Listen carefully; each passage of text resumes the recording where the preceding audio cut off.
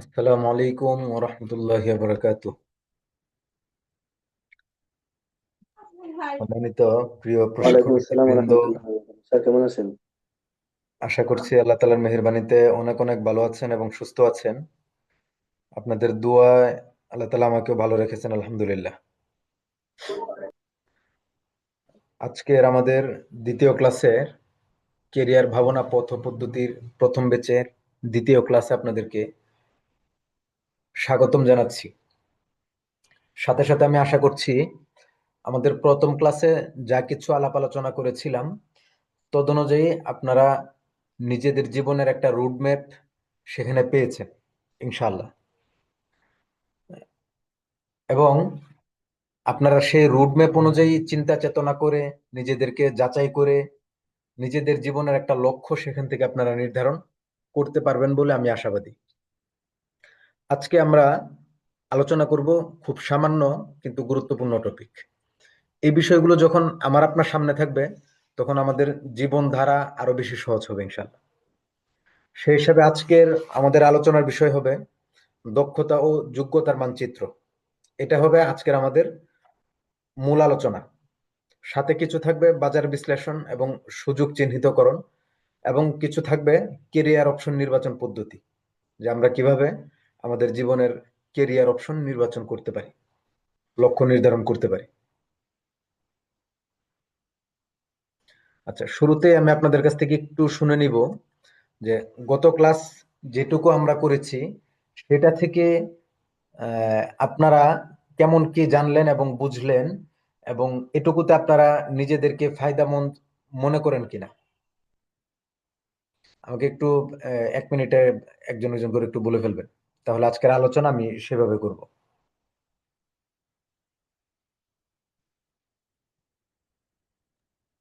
আসসালামু আলাইকুম রহমতুল্লাহ। জি আলহামদুলিল্লাহ স্যার। খুব গতকাল গত ক্লাসের এই কারণে খুব ফায়দা হয়েছে আলহামদুলিল্লাহ আমার। আমি 9% লাভ এবং দিচ্ছি, নিজেকে 14% পাইতাছি। নিজেকে নিয়ে একটু ভাবার আর লস হয়েছে না লাভ হয়েছে? সুযোগটা হয়েছে আর না কি। তাই ঠিক আছে। হ্যাঁ, জি, সাইম ভাই বলছিলেন। জি ভাই, গত ক্লাসের কারণে আলহামদুলিল্লাহ খুব ফায়দা হয়েছে। এবং নিজেকে নিয়ে একটু ভাবার, চিন্তা চেতনা করার, নিজেকে কি গঠন করার একটু চিন্তা একটু মাথায় ঢুকছে। ইনশাল্লাহ সামনে ক্লাসগুলো করলে আলহামদুলিল্লাহ ফায়দা হবে ইনশাল্লাহ, সে আশা আশা আশা করি। ইনশাল্লাহ। আর অন্যান্য ভাইয়েরা কয়েক সেকেন্ডে সেকেন্ড একটু বলে ফেলি। আসসালামু আলাইকুম স্যার। আমি ওয়ালাইকুম তো আসসালাম। গতকালকে বলছিলাম, তা মোটামুটি আমার লক্ষ্যটা এই এতদিন অনির্ধারিতই ছিল। গতকালকে ক্লাসের পরে আমি বলছি ইনশাল্লাহ লক্ষ্য ঠিক করলাম। এখন আজকে ক্লাসে বসলাম ইনশাল্লাহ, এই যে লক্ষ্য সামনে নির্ধারণ করছি ওইটার উপরে পরিপূর্ণ মেহনত আপনার যে ক্লাস করতেছি বা যে শিক্ষা পাচ্ছি এটা আলোকে মেহনত করবো ইনশাল্লাহ। ইনশাল্লাহ। তারপর অন্যান্য ভাইয়েরা,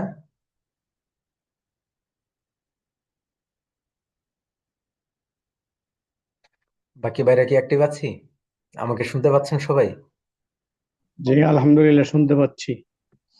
জি, আচ্ছা। জাযাকুমুল্লাহ আহসানাল জাযা।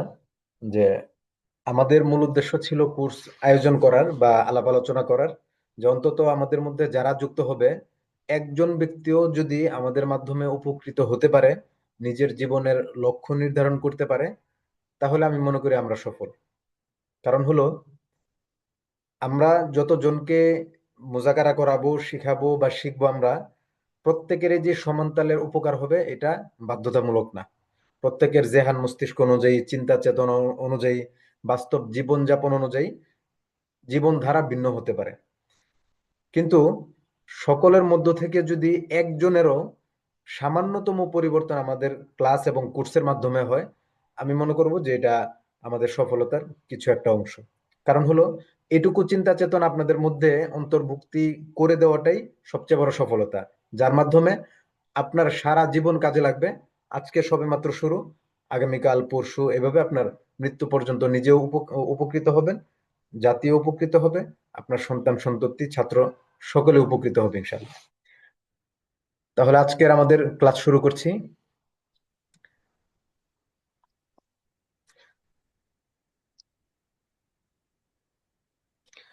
প্রথম সবচেয়ে বড় একটা বিষয় হলো ছন্ন ছাড়া জীবনযাপনের জন্য, লক্ষ্যহীন চলার জন্য, রং থিওরি অ্যাপ্লাইয়ের জন্য আমার আপনার জন্মই হয়নি।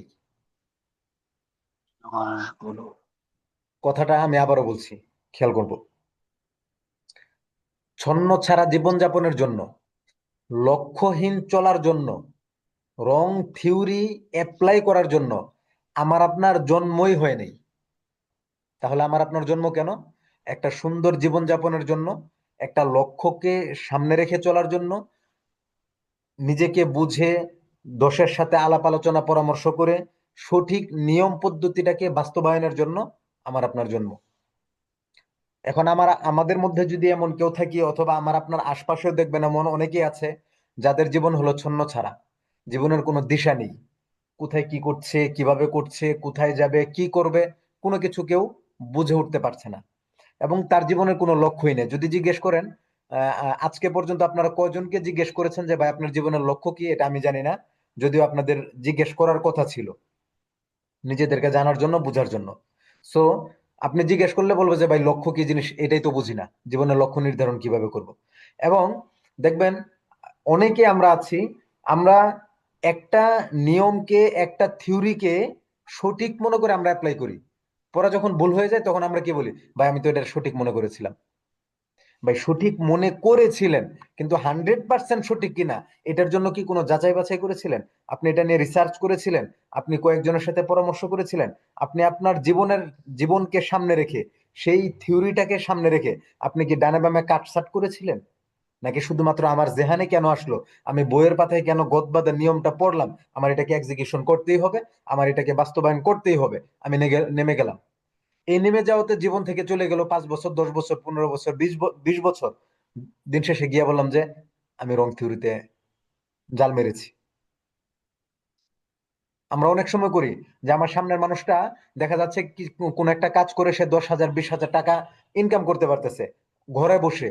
আমরাও চিন্তা করি, আরে ভাই সে করতে পারতেছে, আমি পারবো না কেন? ও মানুষ, আমি কি মানুষ না? তার হাত পা ও নাক মুখ আছে, আমারও তো আছে, সো নো প্রবলেম, আমিও পারবো।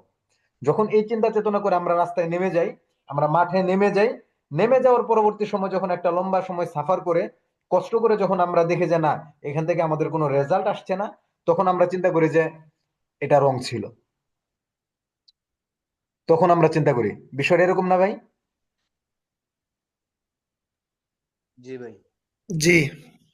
অথচ আমরা এই ক্লাসগুলোর পরে আমরা চিন্তা করব যে একটা মানুষ আমার সামনে করতেছে, সে কোন মেন্টালিটিতে করছে, সে কোন চিন্তা চেতনা নিয়ে এগুচ্ছে, তার প্ল্যান প্রোগ্রাম কি, তার মাথায় কিভাবে কাজ করতেছে, সে যে কোনো একটা থিওরি অ্যাপ্লাই করার সাথে সাথে কোনো সমস্যা দেওয়ার সাথে সাথে সে এটা পরিবর্তন করতে পারতেছে কিনা, এ ধরনের অনেক কিছুর বিচার বিবেচনায় কিন্তু সে উপরে উঠতে পারছে। এখন এমনও হতে পারে যে আপনি একটা দেখা দেখি আপনি একটা কাজ নিয়ে বসলেন, এখন তিনি যে যোগ্যতা অভিজ্ঞতা নিয়ে বসছেন, আপনি এটা ক্যাচ করতে পারেন না, তখন কিন্তু স্বাভাবিকভাবেই আপনি ডাউন খেয়ে যাব। তো এজন্য ছন্ন ছাড়া জীবন যাপন, লক্ষ্যহীন চলা, রং থিওরি অ্যাপ্লাই করা, এগুলোর জন্য আমাদের জন্মই হয়নি। সো এখন থেকে, গতকালকে থেকে আমাদের জীবনের নতুন একটা অধ্যায় শুরু হয়ে গিয়েছে। আমরা যেটাই করি, ঘুমাইতে গেলেও চিন্তা করবো যে এই মুহূর্তে ঘুমানোটা আমার জন্য রাইট কিনা, এই মুহূর্তে অমুক কাজটা করার জন্য আমার মানে সুযোগ আছে কিনা, এটা আমার ঠিক আছে কিনা। এভাবে চিন্তা ফিকির করে আপনি একটা স্কিল অর্জন করতে যাবেন, একটা কোর্স আপনি করতে যাবেন, আপনার আগে চিন্তা ফিকির করতে হবে আমার জীবনের যে লক্ষ্য, আমি যেখানে যেতে চাই, সেই লক্ষ্যের সাথে এটা অ্যালাইনমেন্ট আছে কিনা, যোগাযোগ সংযোগ আছে কিনা, তাহলে আমি সেটা শিখবো। আর না হয় জাস্ট সেটা একটু ঘাটাঘাটি করে জেনে আমি আমার লক্ষ্যের জন্য যেটা পারফেক্ট ভাবে শেখা দরকার সেটা আমরা শিখবো। সুতরাং আমরা এই কোর্সে যারা অংশগ্রহণ করেছি, সকলেই আমরা এই ইচ্ছা লালন করব যে আগামী, যে গতকালকে থেকে নিয়ে আগামীকালকে পর্যন্ত 3 দিন, এই 3 দিন আমাদের জীবনের মূল পরিবর্তনের একটা যুগ পরিবর্তন হয়। আমাদের আওয়ামী লীগ সরকারের পরবর্তী বিএনপি সরকার আসছে, এভাবে যুগের পর যুগ পরিবর্তন হয়। তো এই 3 দিন আমাদের জীবনের নতুন যুগের একটা সূচনা হবে। তাই আমাদের হতে হবে আরো বেশি সিরিয়াস, সমস্ত খাওয়া দাওয়া ঘোরাঘুরি বন্ধ করে দিয়ে হইলেও এই 3 দিন আমাদের নিজেদেরকে সময় দেওয়া উচিত। এমন একটি গুরুত্বপূর্ণ অধ্যায় নির্ধারণে আপনি আমি কখনো অবহেলা করতে পারি না। যেমন অলসতা করতে পারি না আমরা আমাদের কোনো প্রিয় গুরুত্বপূর্ণ শখের জিনিস অর্জনের ক্ষেত্রে। সুতরাং এ ব্যাপারে আশা করছি আমরা সকলেই প্রস্তুত। দক্ষতা ও যোগ্যতার মানচিত্র, skill framework and capability analysis.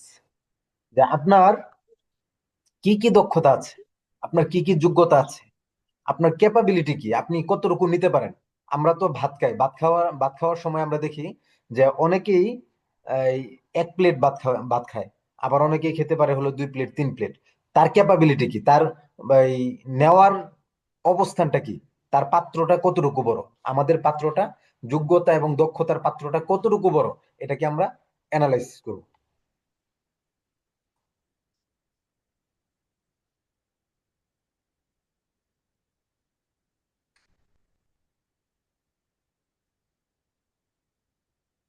আধুনিক ক্যারিয়ারের মূল ভিত্তি হলো দক্ষতা।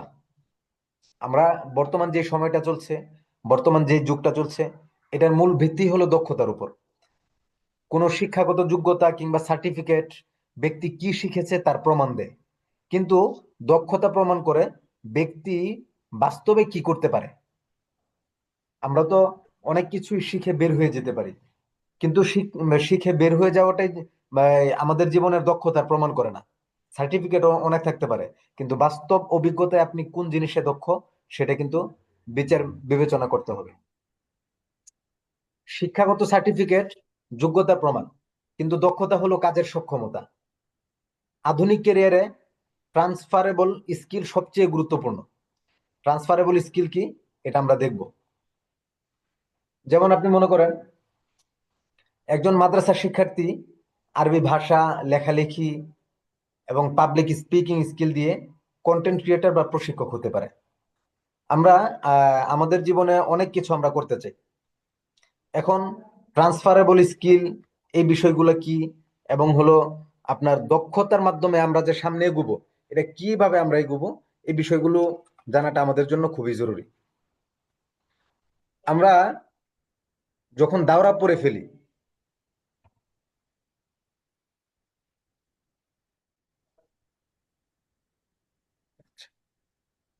আমরা যখন দাওরা পড়ে ফেলি, দাওরা পড়ার সাথে সাথেই কিন্তু আমরা কোনো একটা বিষয়ে দক্ষ হয়ে যাই না। কিভাবে পড়াতে হবে, কোন কিতাবের কি মাহাত্ম্য, অনেক কিছু আমাদের জানা থাকে না।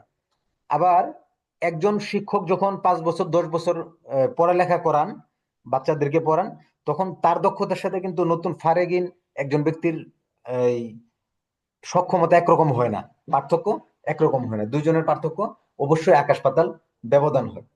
তাহলে an investment in knowledge page the best interest, এটা বেঞ্জামিন ফ্রাঙ্কলিংকের একটা কথা।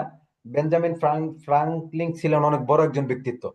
তার একটা বই আছে, এটা আমার একটা অনুবাদ করা আছে, পুরো বইটার প্রায় 200-250 পৃষ্ঠার বই, বেঞ্জামিন ফ্রাঙ্কলিনকের। যে মানে কিভাবে আপনি দুর্বলতা কাটিয়ে একজন দুর্দান্ত সেলসম্যান হবেন। বইয়ের নাম যদিও সেলসম্যান হবেন, দুর্দান্ত এই দুর্বলতাগুলো কাটিয়ে, কিন্তু সেখানে তিনি মূলত দেখাইতে চাইছিলেন একজন ব্যক্তির জীবনে কিভাবে তার লক্ষ্য অর্জন করতে হবে, কিভাবে তার কমিউনিকেশন স্কিল বাড়াতে হবে, এবং কিভাবে তিনি ডানে বামের যত মানুষ আছে সকলের সাথে মিলেমিশে কাজ করার চিন্তা ফিকির করতে পারবে। এভাবে তিনি এটার উপর বিস্তারিত আলাপ আলোচনা করেছিলেন। তার বক্তব্য হলো an investment in knowledge page the best interest. Interest মানে সুদ, এটা আমরা জানি। এই ইন্টারেস্ট মানে এই মানে আগ্রহ উদ্দীপনা না। আপনি যখন কোনো কিছু অর্জন, কোনো জ্ঞান অর্জন, কোনো দক্ষতা অর্জনের পিছনে বিনিয়োগ করবেন, এটাই হবে আপনার জীবনের সবচেয়ে বড় বিনিয়োগ। এবং এই বিনিয়োগ আপনাকে সুদে আসলে ফিরিয়ে দিবে। এই বিনিয়োগ আপনাকে সুদে আসলে ফিরিয়ে দিবে। আপনি 5,000 টাকা দিয়ে একটা কোর্স করেছেন, 5,000 টাকা দিয়ে একটা কোর্স করেছেন এবং দক্ষ হয়েছেন। এই 5,000 টাকা আপনার জীবনে 5,000 কোটি টাকা এনে দিতে পারে, আপনার জীবনে 5,000 মিলিয়ন ডলার কোটি টাকা এনে দিতে পারে। এজন্য আমরা নিজেদের শিখার পিছনে ব্যয় করব, আমাদের নিজেদের জানার পিছনে ব্যয় করব, এবং এটাই হবে আমাদের জীবনের সবচেয়ে বড় অর্জন। ট্রান্সফারেবল স্কিল কি দেখেন, আমরা সামনে যাচ্ছি। মূলত ট্রান্সফারেবল স্কিল হলো যেই দক্ষতাটা ট্রান্সফার হয়, অর্থাৎ এক জায়গা থেকে অন্য জায়গায় স্থানান্তরিত করা যায়। এটা বাস্তবিক পরিভাষায় বলে এমন একটা যোগ্যতা বা এমন একটা দক্ষতা, যেই দক্ষতাটা আপনি এক বা একাধিক জায়গাতে ব্যবহার করতে পারেন। যে দক্ষতাটা আপনি এক বা একাধিক জায়গাতে ব্যবহার করতে পারেন। এই ট্রান্সফারেবল স্কিলকে সাধারণত দুইটা স্কিলে রূপান্তর করা হয়। একটা হলো সফট স্কিল, একটা হলো হার্ড স্কিল। সফট স্কিলটাই মূলত ট্রান্সফারেবল স্কিলের মধ্যে সবচেয়ে বেশি পড়ে। তবে এখানে সবকিছুর পরেও দক্ষ আপনি যে কাজের মধ্যে হবেন, এটা আপনি অ্যাপ্লাই করতে পারবেন অনেক জায়গাতে। এর মধ্যে একটা হলো কমিউনিকেশন, লিডারশিপ। কমিউনিকেশন এবং লিডারশিপ আপনার যত ভালো হবে, আপনি যে কোনো ধরনের পেশায় আপনি যান, যে কোনো দেশ রাষ্ট্রে কিংবা যেখানে যান, আপনি কিন্তু আপনার কমিউনিকেশন স্কিল দিয়ে অনেক কিছু করতে পারবেন। আপনার লিডারশিপ দিয়ে আপনি অনেক কিছু করতে পারবেন। তাহলে হার্ড স্কিল এবং সফট স্কিল। হার্ড স্কিল গুলো কি? হার্ড স্কিল কাকে বলে?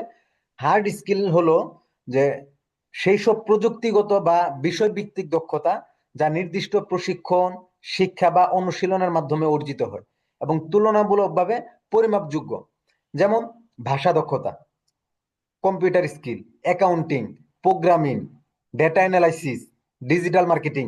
এই ধরনের যে দক্ষতাগুলো আছে, যেটা আপনার নিজের মেহনতের মাধ্যমে কাজগুলো করতে হয়, সেটা হলো হার্ড স্কিল।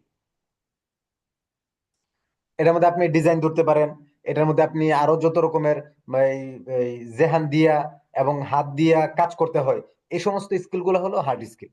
সফট স্কিল গুলো কি? সফট স্কিল হলো যে সাধারণত আমাদের যে ব্যক্তিগত যে আচরণ আছে, আচরণগত, মানসিক এবং সামাজিক দক্ষতা, যেটা কর্ম পরিবেশে কাজের মান এবং সম্পর্ক নির্ধারণ করে। যেমন যোগাযোগ দক্ষতা, কমিউনিকেশন স্কিল, সময় ব্যবস্থাপনা, টাইম ম্যানেজমেন্ট, সমস্যা সমাধান, প্রবলেম সলভিং, নেতৃত্ব, লিডারশিপ, আবেগ নিয়ন্ত্রণ, ইমোশন কন্ট্রোল।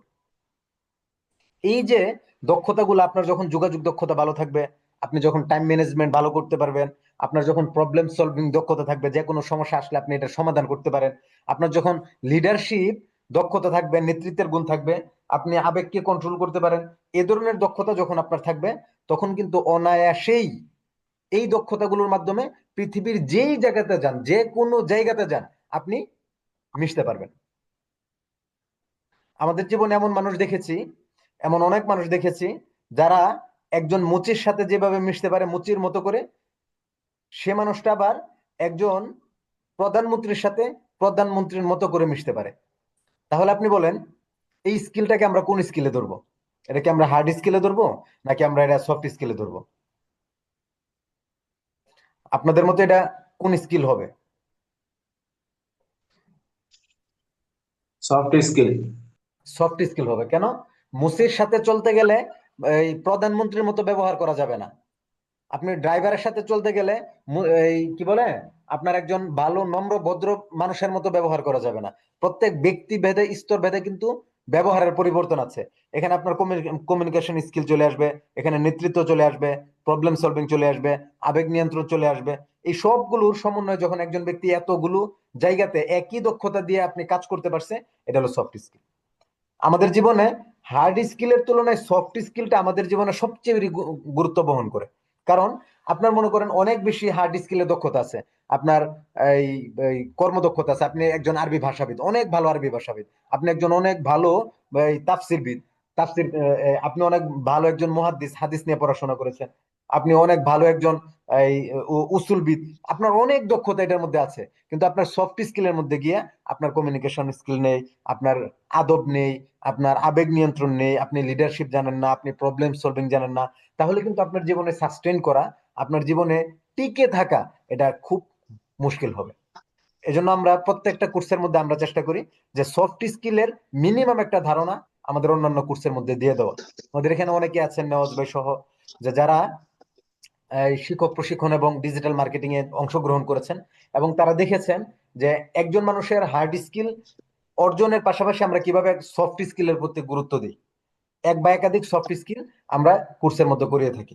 তো এই জন্য আমরা যারা এই কোর্সে অংশগ্রহণ করেছি, আমরা সর্বোচ্চ চেষ্টা করব যে আমাদের যে হার্ড স্কিল গুলো আছে, আমরা যেই দক্ষতা ভিত্তিক অর্জনগুলো আমাদের আছে, এটার সাথে সাথে আমাদের সফট স্কিল যেন আমরা অর্জন করতে পারি। অন্তত মিনিমাম একটা সফট স্কিল আপনি নেন। প্রবলেম সলভিং পারেন না, কোনো সমস্যা নেই, আপনি কমিউনিকেশনের মধ্যে ঢুকে যান, আপনি টাইম ম্যানেজমেন্টে ঢুকে যান, আপনি নেতৃত্বে ঢুকে যান, কোনো একটা কিছু নেন, সবগুলো না পারলেও অন্তত একটা নেন, ওই একটাই আপনার জীবনের এই সফলতা এনে দিবে ইনশাল্লাহ।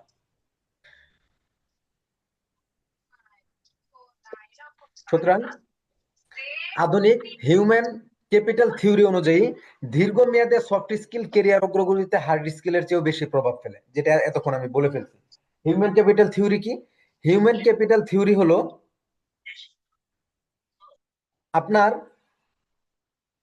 জ্ঞানগত দক্ষতা, আপনার এই শ্রম, এই সব কিছুর উপর আপনি মেহনত করবেন এবং আপনার নিজের পিছনে ইনভেস্ট করবেন, এটার মাধ্যমে আপনি একটা লম্বা সময় পর্যন্ত চলে যাবেন। আমাদের হিউম্যান ক্যাপিটাল থিওরি, এটা আমাদের সামনের 3টা থিওরি নিয়ে আমরা আলোচনা করব। হিউম্যান ক্যাপিটাল থিওরি সহ 3টা থিওরি নিয়ে আমরা আলাপ আলোচনা করব, সেখান থেকে আমরা আরো ভালো এবং বিস্তারিত জানতে পারবো এবং বুঝতে পারবো। এখানে জাস্ট আপনাদেরকে শুধুমাত্র ছোট একটা ধারণা দিই যে হিউম্যান থিওরিটা কি।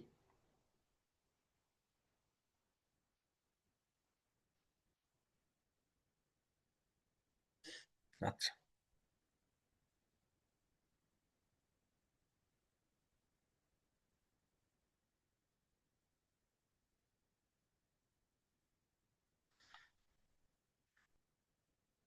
হিউম্যান থিওরি হলো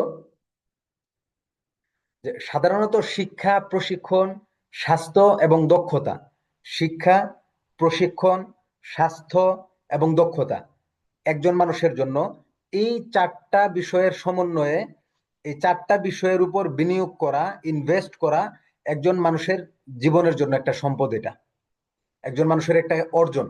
এই অর্জনে যে যত বেশি দক্ষতা এবং জ্ঞান অর্জন করতে পারবে এই ব্যাপারে, সে তত বেশি উৎপাদনশীল হবে, প্রোডাক্টিভ হবে, নিজেকে সৃজনশীল বানাতে পারবে এবং তত বেশি সে উপার্জনও করতে পারবে।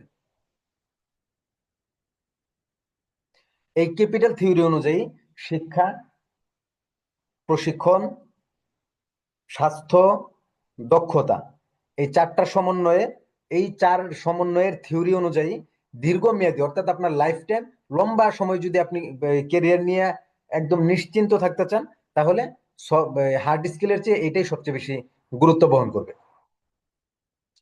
ট্রান্সফারেবল স্কিল কি? কিছুক্ষণ আগে আমরা আলাপ আলোচনা সামান্য করেছিলাম। ট্রান্সফারেবল স্কিল হলো এমন দক্ষতা যা এক পেশা বা সেক্টর থেকে অন্য পেশা বা সেক্টরে স্থানান্তরযোগ্য। এই স্কিলগুলো নির্দিষ্ট চাকরির মধ্যে সীমাবদ্ধ নয়, বরং বিভিন্ন কর্মক্ষেত্রে প্রযোজ্য।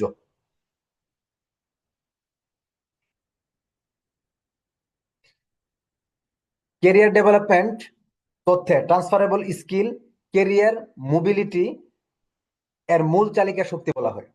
ক্যারিয়ার মোবিলিটি কি? ক্যারিয়ার মোবিলিটি হলো পেশাগত গতিশীলতা, কর্মজীবনে নিজের দক্ষতা বৃদ্ধি, নতুন অভিজ্ঞতা অর্জন এবং একই বা ভিন্ন প্রতিষ্ঠানে পদোন্নতি।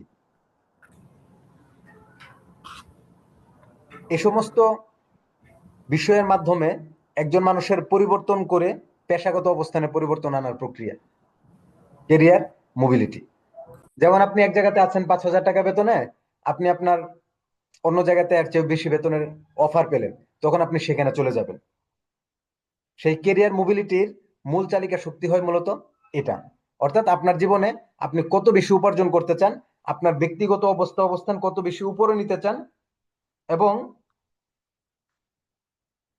আপনার নিজেকে কোথায় দেখতে চান, এই সব কিছুর সমন্বয় যেখানে হবে সেটা হলো ট্রান্সফারেবল স্কিল। আপনি এক জায়গা থেকে, একটা কোম্পানি থেকে অন্য একটা কোম্পানিতে গেলেন, যাওয়ার পর আপনার একটা ট্রান্সফারেবল স্কিল আছে, আপনার একটা দক্ষতা আছে কমিউনিকেশন অথবা লিডারশিপ। এটা যখন আপনি অন্য কোথাও যাবেন, আপনার আগে যদি 10,000 টাকা বেতন থাকে, এটা কিন্তু আপনার হয়ে যাবে 15,000 টাকা বেতন। তখন আপনি ডিমান্ড করতে পারবেন যে ভাই আমার হয়তো 20,000 দিবেন, নয়তো আমি চাকরি করবো না। অথচ তার দেওয়ার ক্যাপাবিলিটি আছে মাত্র 5,000 টাকা, কিন্তু আপনার দক্ষতার কারণে আপনাকে তারা সুযোগ দিতে হবে। এজন্য ট্রান্সফারেবল স্কিল খুব গুরুত্বপূর্ণ, এটার ক্ষেত্রে আমরা অবশ্যই নজর রাখবো ইনশাআল্লাহ। শিক্ষাগত যোগ্যতা বনাম বাস্তব দক্ষতা। একটু আগে আমরা অলরেডি অনেক কিছু বলে ফেলেছি যে শিক্ষাগত যোগ্যতায় কি বাস্তব দক্ষতার সাথে পাল্লা দিয়ে একটা আরেকটার সাথে পাল্লা দিয়ে চলতে পারে, নাকি শিক্ষাগত যোগ্যতার প্রভাব একরকম, আর বাস্তব দক্ষতার প্রভাব আরেক রকম। আমরা যারা এখানে অলরেডি কর্মজীবনে আছি, তারা এই ব্যাপারে অনেক ভালো জানি এবং অনেক ভালো বুঝি, অনেক ভালো জানি এবং অনেক ভালো বুঝি যে শিক্ষাগত যোগ্যতা আমরা আমাদের কি কি ছিল, এবং বাস্তব অভিজ্ঞতা যখন গেছি তখন আসলে আমরা কি ধরনের বেনিফিট পাচ্ছি। সুতরাং শিক্ষাগত যোগ্যতা বা একাডেমিক কোয়ালিফিকেশন ব্যক্তি কি শিখেছে তার প্রাতিষ্ঠানিক একটা স্বীকৃতি মাত্র। বাস্তব দক্ষতা বা প্র্যাকটিক্যাল স্কিল, যেটা প্র্যাকটিক্যাল স্কিল নির্দেশ করে ব্যক্তি সেই জ্ঞান বাস্তবে প্রয়োগ করতে কতটা সক্ষম। আমরা সাধারণত দেখি বক্তা তো সবাই হতে পারে না।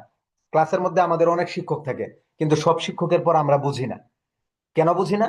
উনি জানেন অনেক কিছু, অনেক জ্ঞান আছে, অগাধ জ্ঞানের অধিকারী, যে কোনো কিতাব মুখস্থ শুনিয়ে দিতে পারেন, কিন্তু তার ভিতরে যা আছে এটাকে উনি প্রকাশ করতে পারেন না।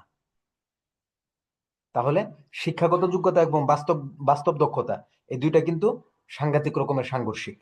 এজন্য আমরা শিক্ষাগত সার্টিফিকেটের পাশাপাশি যে কোনো জিনিসের মধ্যে আমরা বাস্তব দক্ষতা অর্জন করতে হবে।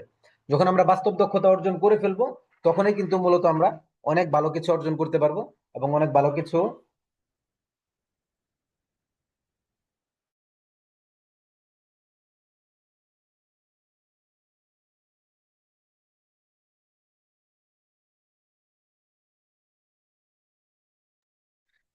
তাহলে আমাদের শিক্ষাগত যোগ্যতার পাশাপাশি আমরা যে বিষয়ে কেরিয়ার গড়তে চাই সেটার উপর সাংঘাতিক রকমের আমাদের দক্ষ হতে হবে। এমন দক্ষ যেটাকে বলা হয়, যে গতকালকে বলেছিলাম, যে ওই ব্যাপারে যদি কোনো ব্যক্তি মৃত্যু শয্যায় চিন্তা করে এই পেশায় কি আছে সবার আগে যেন আপনার নাম চলে আসে। এভাবে বাস্তব দক্ষতা আমরা অর্জন করব। Competency based career model. Competency based career model হলো আপনার দক্ষতা ভিত্তিক কেরিয়ার মডেল। দক্ষতা ভিত্তিক কেরিয়ার মডেল অনুযায়ী শুধুমাত্র সার্টিফিকেট বা ডিগ্রি কেরিয়ার নিশ্চিত করে না, বরং দক্ষতার প্রয়োগ ক্ষমতাই কর্মসংস্থান ও উন্নয়নের মূল নির্ধারক। এই কারণে আধুনিক নিয়োগ ব্যবস্থায় স্কিল বেসড হায়ারিং বৃদ্ধি পাচ্ছে। বর্তমানে আপনি যেখানে যাবেন, আমাদের এখানে আমি মূলত এই মুহূর্তে আমি চিনি হলো নেওয়াজ ভাইকে, আর অন্য সবার সাথে আমার কাছে মনে হচ্ছে তেমন পরিচিত নেই। আমাদের শাহরিয়ার ভাই আছেন কিনা এই মুহূর্তে বলতে পারতেছি না। এবং গতকালকে আমাদের সাথে কথা বলেছিলেন হাবিবুল্লাহ ভাই, কথা বলেছিলেন সাইম ভাই, কথা বলেছিলেন, এবং আরো মনে হয় দু একজন কথা বলেছিলেন। তো আপনারা আপনাদের জীবনে দেখেন যে যখন নেওয়াজ ভাই যদি গ্রাফিক্স ডিজাইনার একজন নিয়োগ দিতে চায়, আমাদের এই যিনি এই হজ এজেন্সির কাজ করতেছিলেন, সম্ভবত সাইম ভাই না কে যেন, এই আপনি যদি হজ এজেন্সির জন্য লোক নিয়োগ দিতে চান, অথবা যে যেই পেশায় আছেন সেখানে যদি আপনি লোক নিয়োগ দিতে চান, আপনি কি একজন একদম ফ্রেশার, যে কোনো দক্ষতা বাস্তব দক্ষতা নেই, কাজ শিখছে কিন্তু বাস্তব দক্ষতা নেই, এমন একজনকে নিয়োগ দিবেন, নাকি একজন দক্ষতা ভিত্তিক লোক নিয়োগ দিবেন, যেখানে আপনি একজন এই এই ফ্রেশার নতুন একজন ব্যক্তিকে বেতন দিবেন 10,000, আর একজন দক্ষতা মানুষ দক্ষতা ভিত্তিক ব্যক্তিকে আপনি পান 12,000 টাকা, 2,000 টাকা ডিফারেন্স। তাহলে আপনার কাজের আউটপুট কোন লেভেলে চলে যাবে 2,000 টাকা অতিরিক্ত দেওয়ার কারণে। তখন কিন্তু আমরা এই বিগিনার যারা আছে, ফ্রেশার যারা আছে, তাদেরকে কিন্তু আমরা নেওয়ার চেষ্টা করি না। তো এই জন্য আমরাও নিজেদের জীবনে যে যেই কাজে সফল হইতে চাই সেই কাজে অনেক বেশি দক্ষ হতে হবে, তখনই আমরা সফলতা অর্জন করতে পারবো। সুতরাং এই পার্থক্য যদি আমরা না বুঝি, তাহলে কোনো ব্যক্তি উচ্চ যোগ্যতা থাকা সত্ত্বেও কর্মক্ষেত্রে অপ্রস্তুত থেকে যায়, কর্মক্ষেত্রে সে অসফল থেকে যায়। আমার আপনার ডানে বামে দেখবেন অনেক শিক্ষক কেমন আছেন, যে নিজেদেরকে চিনে নাই, নিজেদের যে দক্ষতা আছে এটাকে তারা ফুটিয়ে তুলতে পারে নাই, ফলে ভালো কোনো সার্কুলার আসলে, ভালো কোনো পজিশন আসলে ওনাদেরকে আসলে এই ব্যাপারে এলাও করে না। স্কিল গ্যাপ অ্যানালাইসিস, এই পার্টটা সাংঘাতিক রকমের গুরুত্বপূর্ণ। যে আমরা আমাদের জীবনে যে দক্ষতা আছে, এই দক্ষতাগুলোর গ্যাপ আমরা অ্যানালাইসিস করতে হবে। এই দক্ষতার গ্যাপগুলো যখন আমরা অ্যানালাইসিস করব, তখন আমরা আমাদের নিজেদেরকে আরো বেশি চিনতে পারবো সহজে, যে আমরা যেই কাজ করতে চাচ্ছি সেই কাজে আদৌ আমরা যাব কিনা, আদৌ আমরা সেই কাজটা করব কিনা, এটা আমরা নির্ধারণ করতে পারবো। সুতরাং স্কিল গ্যাপ অ্যানালাইসিস কি? স্কিল গ্যাপ অ্যানালাইসিস হলো বর্তমান দক্ষতা ও কাঙ্ক্ষিত কেরিয়ারের জন্য প্রয়োজনীয় দক্ষতার মধ্যকার পার্থক্য নির্ণয়ের প্রক্রিয়া। এটি কেরিয়ার পরিকল্পনার একটি বৈজ্ঞানিক পদ্ধতি, যে আপনার আপনার যে বর্তমান দক্ষতা আছে এবং আপনি যে কাজে যেতে চান, যে কাজটা আপনি করতে চান, সেই কাজ, আপনার বর্তমান দক্ষতা এবং আপনি যে কাজে যেতে চান সেই কাজ, এই দুইটার মধ্যে যেই দক্ষতা প্রয়োজন, ওইটার মধ্যে আপনার গ্যাপ কতটুকু আছে, শূন্যতা কতটুকু আছে, 100% আছে নাকি 50% আছে, না কত পার্সেন্ট আছে। একদম আমরা চার্ট বাই চার্ট এটা আমরা দেখবো কিভাবে এটাকে অনুশীলন করতে হয়। এই জায়গাটাতে তাকে বিশ্লেষণ করার জন্য তিনটা স্তরের তিনটা পদ্ধতিতে এটাকে বিশ্লেষণ করা যাবে। এক নাম্বার হলো আপনার বর্তমান স্কিল, এক্সিস্টিং স্কিল, বর্তমান স্কিল বা এক্সিস্টিং স্কিল। দুই নাম্বার হলো প্রয়োজনীয় স্কিল, রিকোয়ার্ড স্কিল। এখানে প্রয়োজনের চেয়ে রিকোয়ার্ড মানে যেই জিনিসগুলো আপনার, যেই স্কিলগুলো আপনার প্রয়োজন হবে, অর্থাৎ আপনি অনুসন্ধান করে করে আপনার আনতে হবে, রিকোয়ার্ড স্কিল। তিন নাম্বার হলো ঘাটতি বা উন্নয়ন স্কিল, স্কিল গ্যাপ যেটাকে বলে, যে আপনি বর্তমান স্কিলটাকেও পেলেন, আপনার কোন স্কিলটা লাগবে সেটাও আপনি পেলেন, এবং এই দুইটার সমন্বয়ে যখন কাজ করবেন তখন আপনার স্কিল গ্যাপটা চলে আসবে, ঘাটতিটাও চলে আসবে।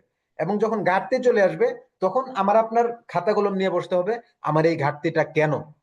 যখন এটা সমাধান চলে আসবে, বিশ্বাস করেন, বিশ্বাস করেন, আমি যদি কসম করে বলি যে আপনাদের জীবনে কোথাও ঠেকবেন না, এটা কখনো কাফারা দিতে হবে না। আপনি যদি এইভাবে নিজেকে অ্যানালাইসিস করতে পারেন, আপনাকে ঠেকানোর কোনো ব্যক্তি নেই পৃথিবীতে। সো আমরা এটা কিভাবে করব? কেরিয়ার প্ল্যানিং থিওরি অনুযায়ী স্কিল গ্যাপ স্পষ্ট না হলে প্রশিক্ষণ, সময় ও অর্থ সব অপচয় হয়।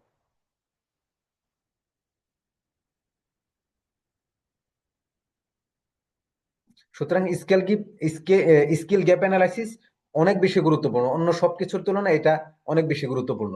যদি এটা আমরা না করতে পারি, ওই যে শুরুতে বললাম, আমরা একটা কাজ শুরু করলাম, একটা কাজের মধ্যে প্রবেশ করলাম, একটা লম্বা সময় যুদ্ধ করার পরে আমাদের কাছে মনে হলো যে আসলে ভুল করেছি। এই জায়গাটাতে যেন আমাদের পড়তে না হয়, এই জন্য স্কিল গ্যাপ অ্যানালাইসিস অত্যন্ত জরুরি। সো এটা আমরা কিভাবে করব? যে স্কিল গ্যাপ অ্যানালাইসিস এটা শুধুমাত্র কোনো ছোটখাটো কোনো স্কিল কম আছে এরকম না, বরং আপনার এই অ্যানালাইসিসটা আপনাকে বলে দিবে যে আপনি কোন জায়গাটায় পিছিয়ে আছেন, আপনি কত পার্সেন্ট পিছিয়ে আছেন, কতটুকু পিছিয়ে আছেন, এবং আপনার যেই গ্যাপটা আছে এই গ্যাপটা পূরণ করতে আপনার কত সময় লাগবে, এবং আপনি এই গ্যাপটা কিভাবে পূরণ করবেন, সমস্ত গ্যাপগুলোর মধ্যে কোন গ্যাপটাকে আগে পূরণ করবেন, এই সবগুলো এই স্কিল গ্যাপ অ্যানালাইসিসের মাধ্যমে আপনি অর্জন করতে পারেন।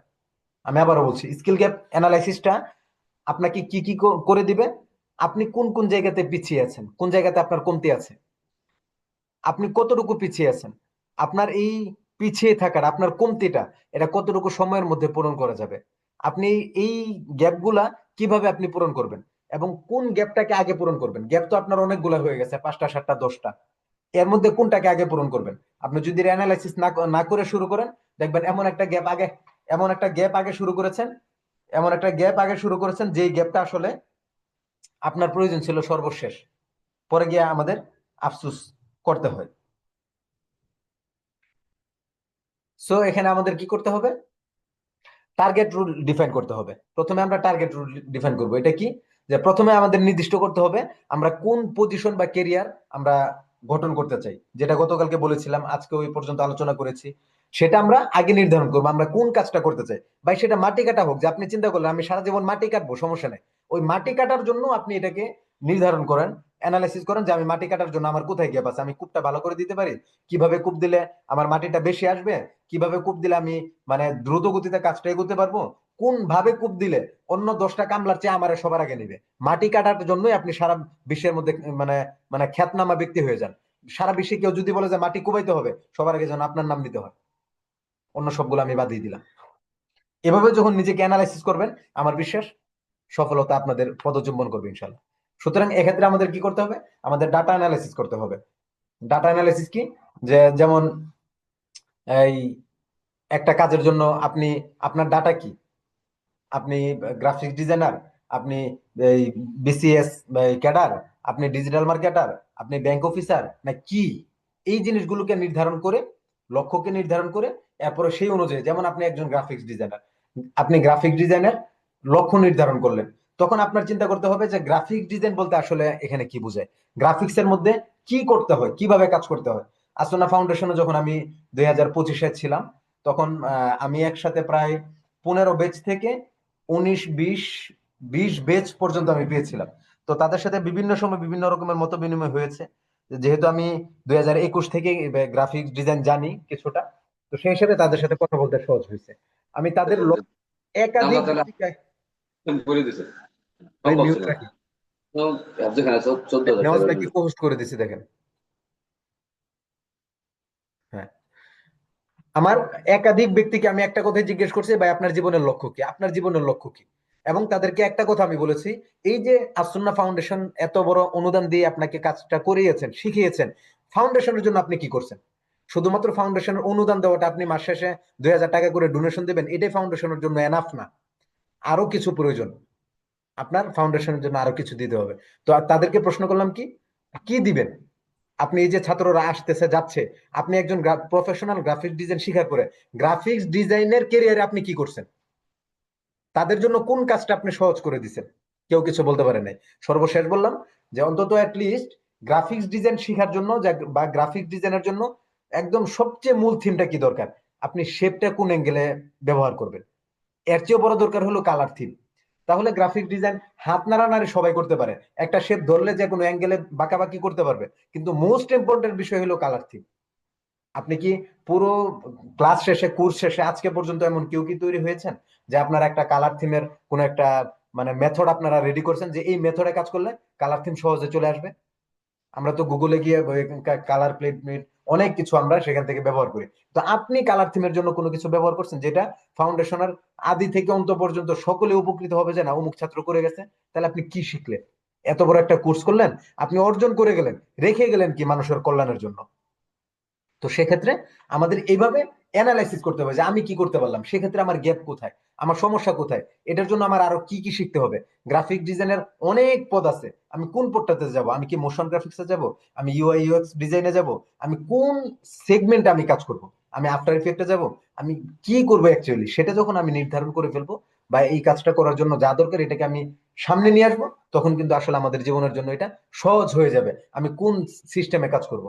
অনেক মানুষ আছে আমার এই নন্দন প্রকাশনী, শুধুমাত্র সে লোগো ব্র্যান্ডিং নিয়ে কাজ করে, বিশ্বাস করেন তার প্রতি মাসে কোটি কোটি টাকা আন, শুধুমাত্র লোগো আর কিচ্ছু না।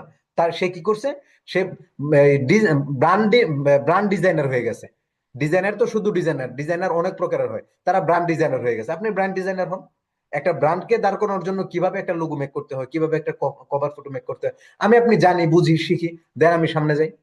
আপনি একজন ডিজিটাল মার্কেটার, কোন সেগমেন্টের, ব্যাংক অফিসার কোন সেগমেন্টের, আপনি চিন্তা করেন, অ্যানালাইসিস করেন, দেন আপনি সামনে বাড়েন। আপনাকে কেউ ঠেকাতে পারবে না, এমন কোনো ঝড় ঝাপটা নাই, কোনো জলপ্রপাত নাই যা আপনাকে আটকে দিবে। সুতরাং আপনার লক্ষ্য যদি অস্পষ্ট হয়, আপনার গ্যাপটাও অস্পষ্ট থেকে যাবে।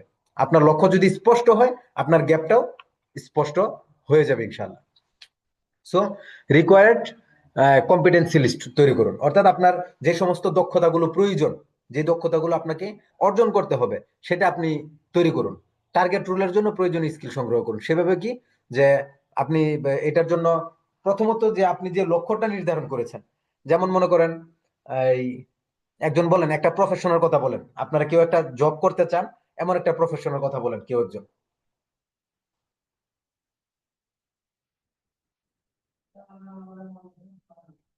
আমাকে শুনতে পাচ্ছেন? আমি কি আছি ক্লাসে নাকি নাই? জি হুজুর, শিক্ষকতা আর কি ধরলাম, আমি শিক্ষকতা। আমি আমি গ্রাফিক্সার হতে চাই, দক্ষ বুঝি নাই। রাশেদ মাঝে, রাশেদ মেজি ভাই, দক্ষ গ্রাফিক্সার ডিজাইন হতে চাই, ডিজাইন ডিজাইনার হতে চাই, দক্ষ। ডিজাইনার হইতে চাই না, একটা পেশার কথা বলেন, যে কোন কাজে আপনি পেশা করতে চান। এক ভাই বলছেন শিক্ষকতা, তাই না? ধরেন আমি শিক্ষকতার জি পেশায় জি জি। গেলাম, ধরেন আমি শিক্ষকতার পেশায় গেলাম ম্যাটায়ার্স সম্পর্কে। আচ্ছা, ধরেন আমি শুধুমাত্র শিক্ষকতার কথাই বললাম। আপনি যান, আপনি বিভিন্ন মাদ্রাসা সার্কুলার দেখেন, জব সার্কুলার দেখেন, একজন শিক্ষক নেওয়ার ক্ষেত্রে তিনি কি কি যোগ্যতা চেয়েছেন।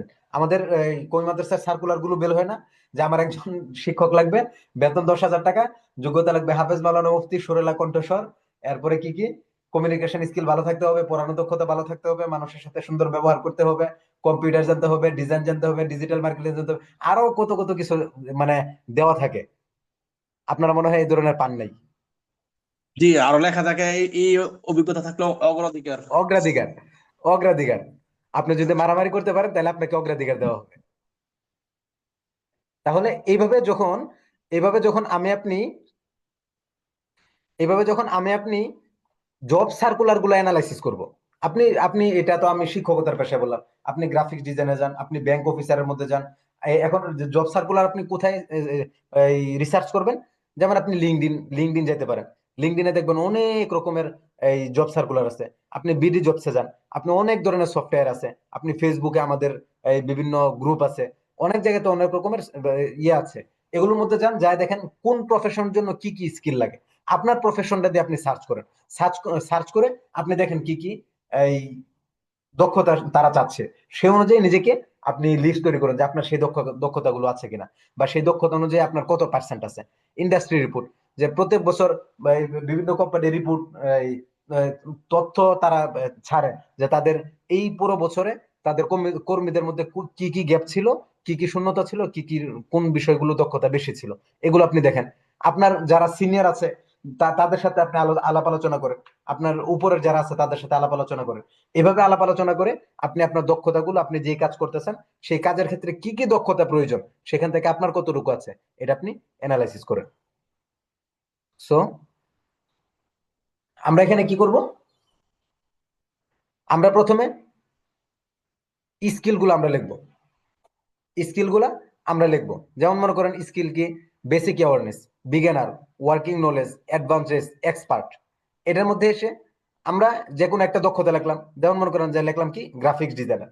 গ্রাফিক্স ডিজাইনের মধ্যে আমি কি মানে শুধুমাত্র বেসিকটা জানি? বেসিকটা জানলে বেসিকের মধ্যে কত, বেসিকের মধ্যে 100% বেসিক, নাকি বিগিনার হলে কতটুকু 1 থেকে 5-এর মধ্যে আমি দিয়ে দিব, এক্সপার্ট হইলে এক্সপার্টনেস এর মধ্যে আমার কতটুকু 1 থেকে 5-এর মধ্যে কতটুকু। এভাবে যখন আমরা এই প্রথম হইলো যে রিকোয়ারমেন্ট লেভেল, আমার কতটুকু এখানে যোগ্যতা অর্জন করতে হবে। 2 নাম্বার হলো কারেন্ট লেভেল, এই মুহূর্তে আমার কতটুকু যোগ্যতা এটার মধ্যে আছে। 3 নাম্বার হলো গ্যাপ, শূন্যতা কতটুকু আছে। এই দুইটা যখন আমার হয়ে যাবে তখন শূন্যতাটা অটোমেটিকলি চলে আসবে। এন্ড দেন আপনি প্রায়োরিটি, আপনার যে গ্যাপ গুলো আছে এটার মধ্যে প্রায়োরিটি দেন, কোনটা আপনার আগে প্রয়োজন। এভাবে যখন আমরা কাজ করব তখন আরো সহজ হয়ে যাবে। সামনে আরো সুন্দর ছক আছে, সেটা আমি দেখাচ্ছি।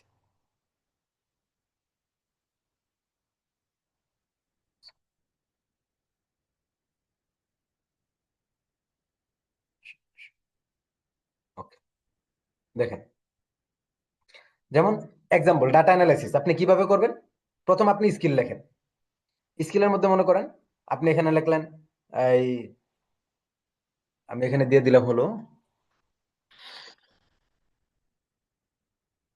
ধরেন আপনি একটা জব সার্কুলারে যাবেন, আপনি শিক্ষক, ঠিক আছে? আপনি ভালো কিতাব পড়াতে পারেন।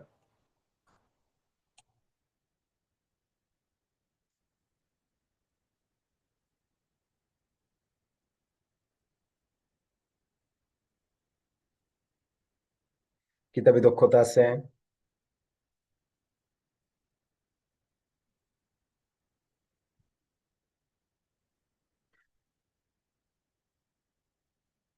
উপস্থাপনা কৌশল ভালো, এরপরে মনে করেন আপনার ম্যানেজমেন্ট ভালো, আপনার কমিউনিকেশন ভালো, আপনার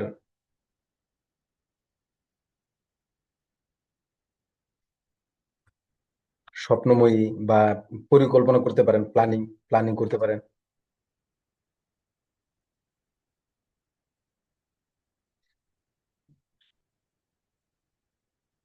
প্ল্যানিং করতে পারেন, সমস্যার সমাধান করতে পারেন। ধরেন আপনার আপনার কাছে এই এই রিকোয়ারমেন্ট গুলা চাইলো, চাওয়ার পরে আপনি শিক্ষকতার পেশায় আপনি কিতাবি দক্ষতা কতটুকু আছে, প্রথমত আপনি এটাতে দেন কারেন্ট লেভেল 1 থেকে 5 পর্যন্ত আপনার ইয়া। 1 হলে একবারে বেসিক, 5 হলে সর্বোচ্চ। এখন সে অনুযায়ী আপনি মানে কত পার্সেন্ট পারেন, অর্থাৎ 1 থেকে 100, আপনি যদি 100% বলেন, 100% আছে। কারণ 100%-এর মধ্যে কত পার্সেন্ট, 5 হলো 100, 1 হইলো 0। তাহলে 1 থেকে 5 পর্যন্ত আপনি নাম্বার দেন কিতাবি দক্ষতা কতটুকু আছে। আপনার 5-এর মধ্যে যদি আপনার এখানে 3 থাকে, তাহলে আপনার রিকোয়ার্ড হবে হলো 2।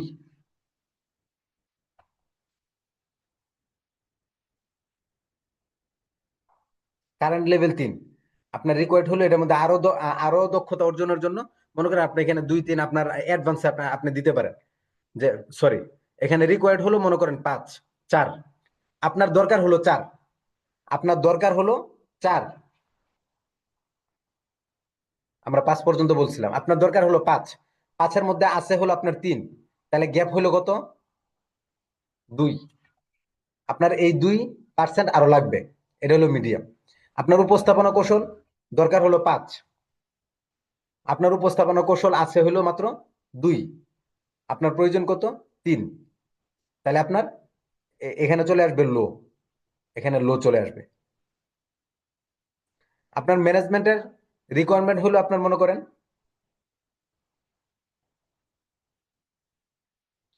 ধরেন 3, আপনার আছে হলো 1, গ্যাপ হলো 2, আপনার আরো 2 অর্জন করতে হবে। তাহলে আপনার এখানেও মোটামুটি যা রিকোয়ারমেন্ট তার থেকে আপনার দক্ষতা কম আছে। তাহলে এইভাবে যখন আপনি প্রত্যেকটা বিষয় নিয়ে এভাবে অ্যানালাইসিস করবেন, প্রয়োজনীয় ছকটা আপনারা দেখে নিতে পারেন, স্ক্রিনশট নিয়ে রাখতে পারেন। এইভাবে আপনারা প্রত্যেকটা জিনিসকে আপনি এভাবে অ্যানালাইসিস করবেন, করলে দেখবেন আপনার কাছে জীবনগুলো আরো সহজ হয়ে যাবে ইনশাল্লাহ। এতক্ষণ পর্যন্ত যেটুকু বলেছি এটা কি আমরা সকলেই বুঝেছি? জি স্যার, আলহামদুলিল্লাহ খুব সুন্দরভাবে বুঝেছি। জাযাকুমুল্লাহ। রুট কেস অ্যানালাইসিস এটা আমরা কিভাবে করব? যে এটা হলো অত্যন্ত গুরুত্বপূর্ণ একটা জায়গা, যে আমাদের গ্যাপটা কেন হয়েছে। এই যে আমরা এতক্ষণ পর্যন্ত গ্যাপ অ্যানালাইসিস করলাম, এই গ্যাপটা স্কিল গ্যাপ অ্যানালাইসিসের মধ্যে গ্যাপটা যে হয়েছে, এই গ্যাপটা মূলত কেন হইল, গ্যাপটা কেন হয়েছে? এই গ্যাপ হওয়াটা কি প্রশিক্ষণের অভাব, আমাদের অনুশীলনের অভাব, আমাদের আত্মবিশ্বাসের ঘাটতি, নাকি আমরা সঠিক কোনো গাইডলাইন পাই নাই, নাকি আমরা ওই টাইম ম্যানেজমেন্টে দুর্বল? এখানে কোনটা দরকার? নাকি আমরা মানে কোন জায়গাটাতে আমাদের সমস্যা ছিল? এটাকে যখন আমরা অ্যানালাইসিস করে বের করে ফেলবো, দেন আমাদের জন্য সবকিছু ইজি হয়ে যাবে, সবকিছু আরো বেশি সহজ হয়ে যাবে ইনশাল্লাহ।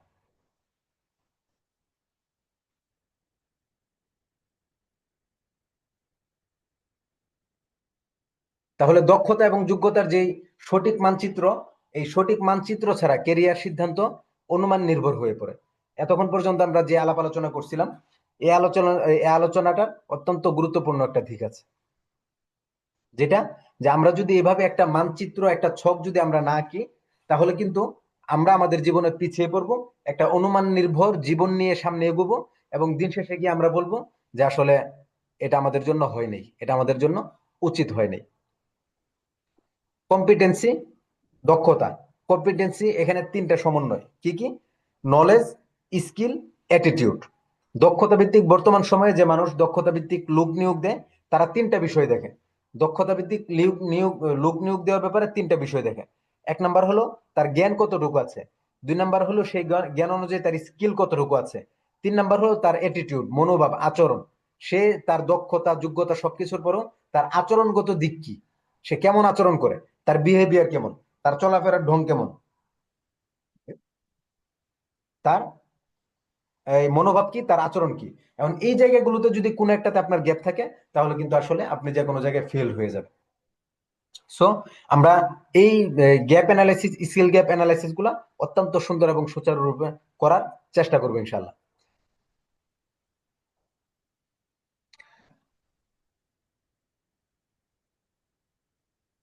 তাহলে আমাদের এখানে 3টা জিনিস: career development theory, human capital theory, এবং হলো কম্পিটেন্সি বেসড মডেল। এটা হলো competency based model. Competency based মডেলের মধ্যে আমরা কি কি পেলাম? Knowledge, skill, attitude. Human capital theory একটু আগে আমরা কিছুটা বলেছিলাম। হিউম্যান ক্যাপিটাল থিওরিতে পড়ে শিক্ষা, প্রশিক্ষণ, স্বাস্থ্য ও দক্ষতা, এইসব বিনিয়োগের মাধ্যমে মানুষ নিজেদের মানব পুঁজি বাড়ায়, নিজেদের অর্জন বাড়ায়, নিজেদের মধ্যে সম্পদ বাড়ায়। যত বেশি দক্ষতা ও জ্ঞান, তত বেশি উৎপাদনশীলতা এবং আয়। সুতরাং এই জায়গাটা আমাদের খেয়াল রাখতে হবে। Career development theory, career development theory অনুযায়ী জোহন হল্যান্ড বলেন, এটা হলো এই 6টা হরফের সমষ্টি। এটাকে রিয়েসিক বলা হয় আর কি, রায়াসিক। এটার কাজ কি? যে মানুষ ও কাজ দুটোকেই 6টি টাইপে ভাগ করেন। মানুষ এবং কাজ এই দুইটাকে 6টা ভাগে ভাগ করেন: realistic, investigative, artistic, social, entrepreneurship, conventional. এই 6 ভাগে ভাগ করার পরে ব্যক্তি টাইপ এবং কাজ টাইপের মিল যত বেশি থাকবে, সন্তুষ্টি এবং ভালো লাগা তত বেশি থাকবে। এই 6টা জিনিস কি কি দেখেন।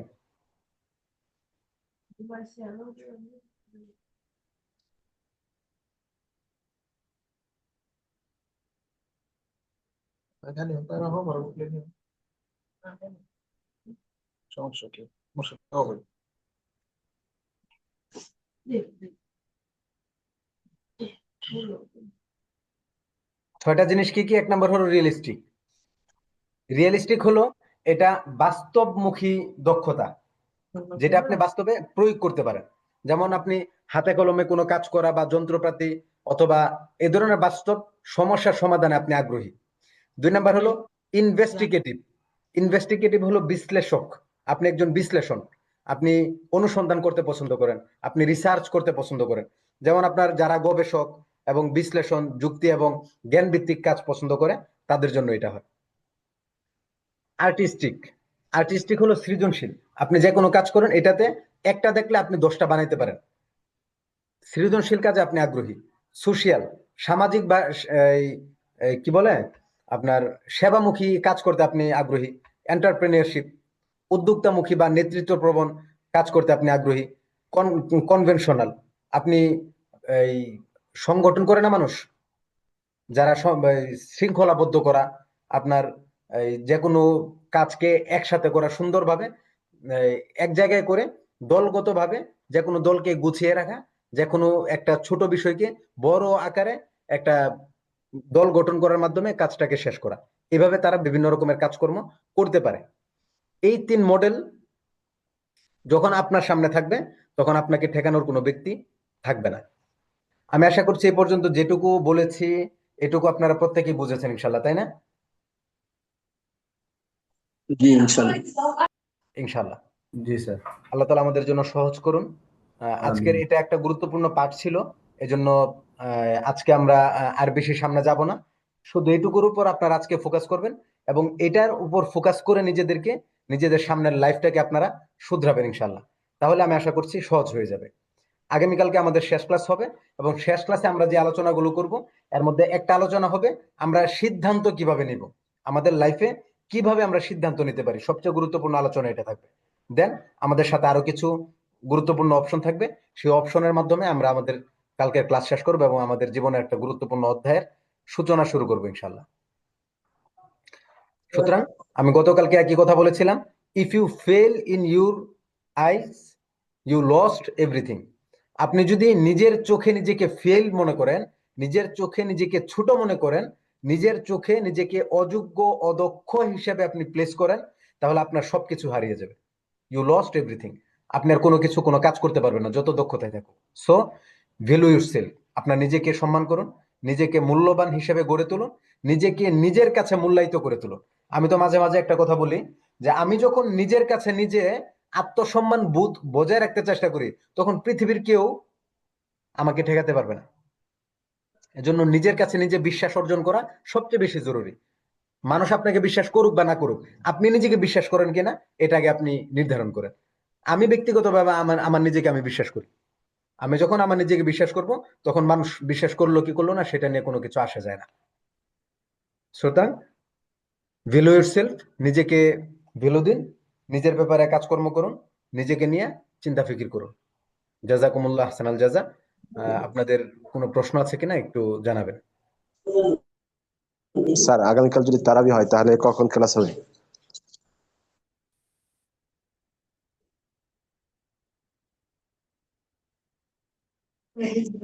আগামীকাল তারাবি হওয়ার সম্ভাবনাই বেশি। কাতারে আসছে তারাবি করতেছে।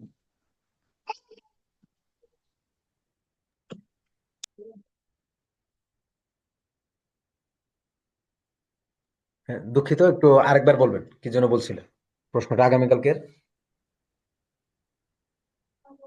বলছি আগামীকাল তারাবি আগামীকাল তারাবি হলে ক্লাসটা হবে কখন? আগামীকালকে আপনাদের কার কি ক্লাস আছে?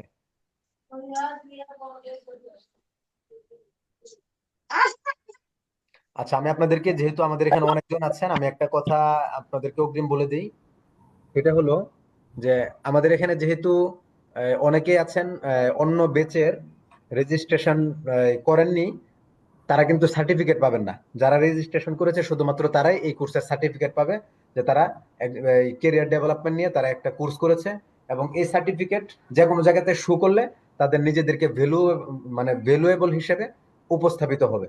সুতরাং যারা রেজিস্ট্রেশন করেনি তারা যদি সার্টিফিকেট নিতে চান তাহলে অবশ্যই আগামীকালকের মধ্যে আপনারা রেজিস্ট্রেশন করে নিতে হবে, আগামীকালকে ক্লাসের আগে। স্যার রেজিস্ট্রেশন কিভাবে করা যায় সেটা একটু। রেজিস্ট্রেশন করার জন্য আপনারা কষ্ট করে এই নেওয়াজ বাইরে এখানে যারা আছেন সবাই কি নেওয়াজ ভাইয়ের সাথে কানেক্টেড আছেন গ্রাফিক্স ডিজাইন বা অন্যান্য কোর্সের? জি জি তাহলে সবাই সবাই নেওয়াজ ভাইকে নক দিবেন, আশা করি উনি ফর্ম দিয়ে দিবেন ইনশাল্লাহ। জি ইনশাল্লাহ। ছিল। জি বলেন। আগামীকাল হইলে ক্লাস কখন হবে বলা হইলো না। আচ্ছা, আমি বলছিলাম যে আগামীকালকে আপনাদের অন্য কোনো ক্লাস আছে সবার? নাই। ক্লাস নাই। যদি অন্য কোনো ক্লাস না থাকে তাহলে আমরা এই টাইমে করতে পারি, অথবা যদি আপনাদের সুবিধা হয় তাহলে আমরা টাইম পরিবর্তন করতে পারি। আগামীকালকে তো আমাদের তারাবি হবে না? হবে। জি যদি হয় তাহলে আর কি। হওয়ার সম্ভাবনা কম, কারণ বেশি।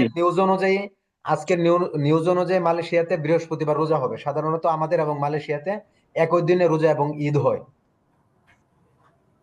আচ্ছা, তারপরেও যদি যদি এই আমাদের যদি তারাবি কালকে হয়েই যায়, আমরা তারাবি পরে পরে করবো ইনশাল্লাহ। কাতারে আজকে তারাই করতেছে। স্যার সৌদি আরবে চাঁদ দেখা গেছে, ঠিক আছে? আচ্ছা আচ্ছা, যদি তাহলে তো কালকে আমাদের এখানে তাহলে 100% হচ্ছে। জি। যেহেতু সৌদি আরব দেখা গেছে, সবাই আমাদের চাঁদ দেখা না গেলেও রোজা রাখা শুরু হয়ে যাবে।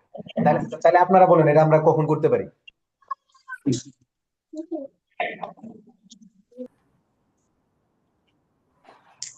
বলছিলাম যে আমি ওই কাজটা সহজে বুঝাতে পারি জি স্টুডেন্টদেরকে, কিন্তু জি। আমি যে ওইটার মধ্যে অটল থাকবো ওই কাজের মধ্যে সেটা পারি না। অল্প বেশ কিছুদিন করছি, এবার দিকে আবার ছুটে গেছি, অন্য লাইনে চলে গেছি, সেরকম হয়। মনোযোগ ধরে রাখতে পারেন না। হ্যাঁ এটার জন্য আমরা আজকে যে ক্লাসটা করেছি এবং গতকালকের যেটা করেছি, এটা নিয়ে কি আপনি খাতা কলম নিয়ে বসেছিলেন? জি বসছিলাম, তবে তেমন নোট করা হয় নাই, অল্প একটু নোট আপনি করছি। আপনি আগে কাইন্ডলি এটা একটু করবেন, যে আপনার যে সমস্যাটা, এটা আগে সমস্যাটা লিখবেন। এই সমস্যাটা আহ, আপনার কোন কোন কারণে হচ্ছে আপনার কাছে মনে হচ্ছে, সেই কারণগুলো সেখানে আপনি উল্লেখ করবেন। দেন আপনি আস্তে আস্তে এটাকে ইমপ্রুভ করার চেষ্টা করবেন। জি ইনশাআল্লাহ। জাযাকুমুল্লাহ আহসান জাযা। আমি ফর্মটা দিয়েছি, সবাই যারা যারা সার্টিফিকেট চান তারা অবশ্যই ফর্মটা পূরণ করে ফেলবেন। এবং শিট এবং অন্যান্য আনুষঙ্গিক যা আছে এটা আমাদের পার্সোনাল ক্লাস গ্রুপে দেওয়া হয়, সেখান থেকে আপনারাও পাবেন। জি। আর কোনো ভাইয়ের কোনো প্রশ্ন?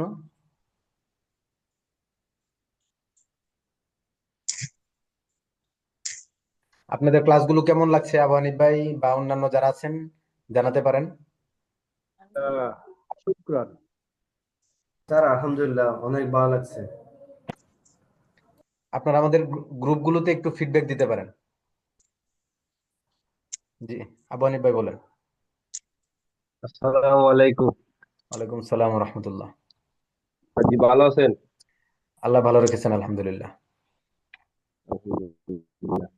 আসলে ক্লাসগুলো খুবই গুরুত্বপূর্ণ, আলহামদুলিল্লাহ ভালো লাগতেছে। তো নিজে কিছু অসুস্থ, দোয়া করবেন ইনশাল্লাহ।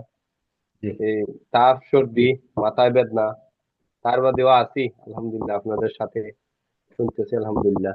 খুবই চমৎকার ক্যারিয়ার নিয়ে ভাবনা চিন্তা। আসলে এই মাদ্রাসার লাইনে যারা লেখাপড়া করে এই দাওরা পর্যন্ত শেষ হয়, কিন্তু তারপরেও অনেকে চিন্তা ভাবনা থাকে যে কিভাবে আমি একটা এই মাদ্রাসা বা মসজিদে কিভাবে একটা চাকরি নেওয়া যায়। কিন্তু মাদ্রাসা লাইনে একটা বিশেষ একটা দিক হইলো যে উস্তাদরা ছাত্রদেরকে স্বপ্ন দেখায় না যে তুমি লেখাপড়া শেষ করার পরে তুমি একটা ভালো একটা জব করবা, ভালো একটা জায়গায় যাইবা, ভালো একটা স্কিল ডেভেলপমেন্ট করবা, এরকম মানে কোনো কিছু তারা চিন্তা থেকে উস্তাদ হল যে ছাত্রদেরকে শিখাইবে বা শিক্ষা দিবে এমন কোনো কিছুই নাই। এই তো মাদ্রাসা লাইনের যারা আছে এরা যখন এই দাওরা শেষ করে এই তার চিন্তাধারা হইলো যে মসজিদ আর মাদ্রাসা পর্যন্ত, আর কোনো কিছু নাই। অনেকে তো এই তিরস্কার হইরা হয় যে মোল্লার দৌড় মসজিদ পর্যন্ত, আর নাইলে মাদ্রাসার বারিন্দা পর্যন্ত, অতটুকু। কিন্তু যখন স্কুল বা ভার্সিটি কলেজ এরা যারা আসছে, লেখাপড়া করতেছে, লেখাপড়া হয়ে যায়, তারা কিন্তু বড় বড় পদে চাকরি নিতেছে। আমরা যদি এখন ইউনিয়ন পরিষদে যাই, গিয়া দেখি যে মাদ্রাসার লাইনের কেউই নাই। যদি যে আমরা পৌরসভায় যাই বা কৃষি অফিসে যাই, মানে যে কারণে আমরা যাই না, এখানে মাদ্রাসার লাইনের মানুষ নাই একবারে। জি আলহামদুলিল্লাহ কমিউনিটি ক্লাবের পক্ষ থেকে এই যে বিভিন্ন সার্কুলার আসতেছে, আমরা চেষ্টা করতেছি ইনশাআল্লাহ। আমার কমিউনিটি ক্লাবের সাথে প্রথম সংযোগ হয় নুরানি প্রশিক্ষণ, মুয়াল্লিম প্রশিক্ষণ ষষ্ঠ ব্যাচে। তারপরে তো পাইলাম যে শিক্ষক প্রশিক্ষণ কোর্স, এখন আবার পাইলাম যে কেরিয়ার ভাবনা চিন্তা নিয়ে। ইনশাল্লাহ আরো যত সার্কুলার আসবে ইনশাল্লাহ যুক্ত হওয়ার চেষ্টা করবো ইনশাল্লাহ। ইনশাল্লাহ, আল্লাহ তাআলা সহজ করুন। আমাদের আর কোনো ভাইয়ের কি কোনো মতামত আছে? আচ্ছা, যদি না থাকে তাহলে আমরা আজকের ক্লাস এ পর্যন্ত শেষ করছি। সুবহানাকাল্লাহুম্মা ওয়া বিহামদিকা আশহাদু আল্লা ইলাহা ইল্লা আনতা আস্তাগফিরুকা ওয়া আতুবু ইলাইক। আসসালামু আলাইকুম ওয়া রাহমাতুল্লাহি ওয়া বারাকাতুহু।